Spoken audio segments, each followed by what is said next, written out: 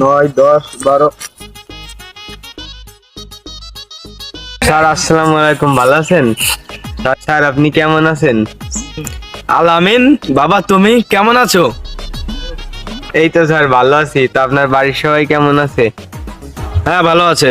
তা তুমি সে ওই যে বার্ষিক পরীক্ষা দিয়ে চলে গেলে এখনো আর আসলে না, তা কি করতেছো বর্তমান? এই তো স্যার আমি এখন রেস্টুরেন্টে জব করতেছি আর মাশাআল্লাহ ভালো আছি। এই তো বাবা থাকো, বাচ্চাদের ক্লাস নিতে হবে।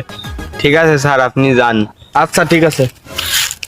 স্যার দাঁড়ান, আপনার মায়ের টুম্পার কি খবর? না সে ভালোই আছে।